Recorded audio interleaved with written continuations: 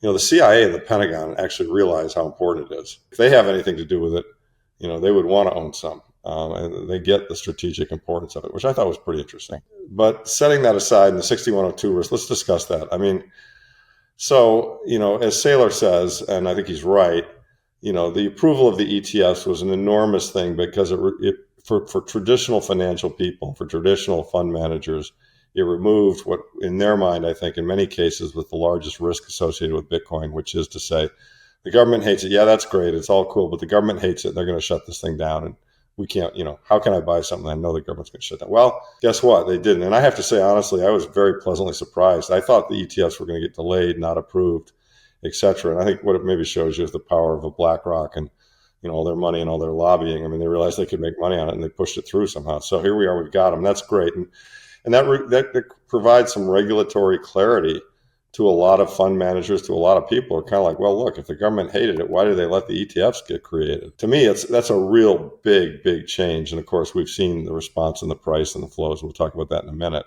There's really, and the other thing is, keep in mind that what it does is it allows them to also have it within their box or within their system.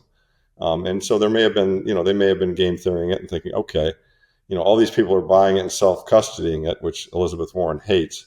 And we can't see it when it's on somebody's Trezor. We don't know who the hell has what. I mean, we can KYC it and see where it came from, but as you know, it's kind of hard to keep track. And if we approve the ETF, at least we'll be able to see it and tax it. So better inside the fence than outside the fence. And so they, if you're being real conspiratorial, they think, well, let's get all these guys inside the fence. At least we could see them. I certainly don't think they're going to flip flop anytime soon and go negative on Bitcoin. I think Elizabeth Warren, she wants to prevent all self custody. I don't think she'll succeed at that. She might succeed, though, at causing all of us to have to report what we own. As you'll recall, we had to check a box on our taxes that said we've been dealing in crypto. And it strikes me that this is very similar to when they made us report our Swiss bank accounts, that, they don't want people dodging taxes. So if you own it, they want you to report it. So I could actually see them doing some law like that. But so let's talk longer term, though, about 6102. I don't think today, it's going up, it's working, it's a good investment, et cetera, but it doesn't appear to most of them today to be an existential threat. I mean, you and I both know it is an existential threat and that eventually it's going to eat the entire fiat world and we're going to be denominating our lives in sats. Okay, we know that, but they don't know that yet.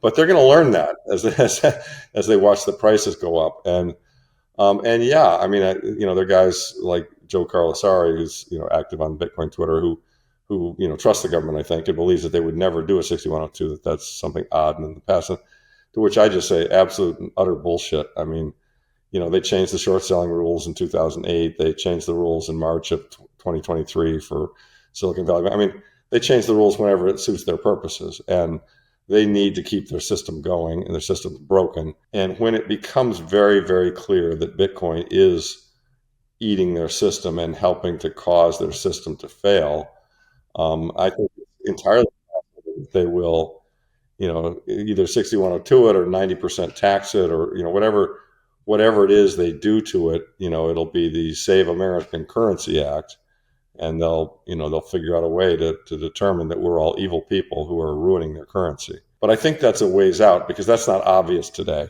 I mean, it'll become more obvious over time. What are the odds on that? How do I rate that? I don't know. I really don't. It's probably 50-50. I mean, but I do know that those who are on the inside and who control the system, they just have an enormous vested interest in not having us succeed because, if we succeed, all fiat wealth goes to zero. And so, they can't really stop us. I mean, and they can't really stop the system. It's too distributed, et cetera. So, they've got a problem on their hands. Now, the other tool I think they'll use to mess us up, and they use this in gold a bit too, is they will, what's the only thing that's left wrong with Bitcoin? And I don't think it's something that's really wrong, but I think to an outsider or to a newbie or to a traditional finance person, it's wrong.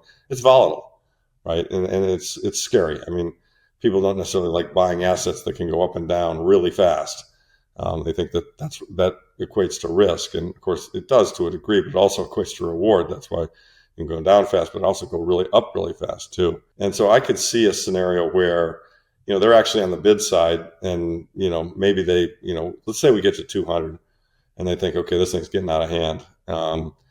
We got to really kill it. And so they go in and they actually start buying, and they have shove it to 500. And then when it's at 500, very overextended, maybe in terms of kind of looking at the charts and everything else, they say, all right, well, let's start proposing some things that are very Bitcoin negative, 80% tax, making you report your coins, all these kind of negative things. And then at the exact same time, they also dump all the coins they bought.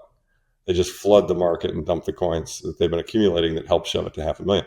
Well, it could easily go from that 500,000 back down to 200,000 really quickly. And then they've got the narrative that says, see, this thing's not a store of value. Its risk is all shit. You shouldn't be participating in it. Run away from Bitcoin. It's a bad thing. Now, those of us who've been in it a long time, we know that these 50% plus drawdowns are common, and we're not selling, and they're not getting our fucking coins. But, imagine you're a newbie and you don't really understand what you're buying here. And, you finally give in and capitulate. Say, oh, God damn, I got to buy some Bitcoin. You pay 400 grand for it, and 3 months later, it's at half that. And you're feeling like an idiot. And that's happened to all of us at various points in time. I bought it at 17,000 in Thanksgiving of 2017. I went to 10, then I went to 4. I knew I was right, so I didn't have any intention of selling it, but it was kind of a bummer. I was like, shit.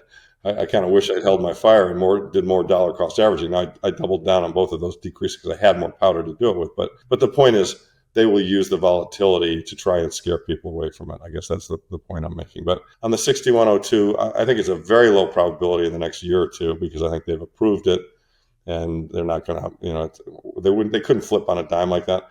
I think it becomes a higher probability when things are really falling apart.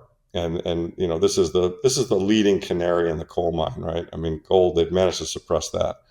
So if this thing is going to the moon, that's going to be scary for fiat people. And they, when people are scared backed into a corner, they do crazy stuff. So we'll have to see. And that's why, I would argue, I don't argue against people who don't want to take the time to self-custody. Well, I think everybody should self-custody. Okay. That's, point one. But, I look at, 80-year-olds who don't necessarily understand the technology, don't want to take the time to learn the technology, but they want to be exposed. Fine. If they want to buy the ETF, that's fine. I don't think, I don't think the risk of a 6102 in the next year or two is that high. I think over time, everyone should start into the journey of getting into Bitcoin. And then once you begin to recognize these risks, you pretty quickly get to where I am, which is that you got to self-custody it. You don't want somebody else to hold it, because if it's, as we all say, not your keys, not your coins. And yeah, it would be, if they did 6102, it would be simple. Call up Coinbase, call up Fidelity, call up every major ETF provider and say,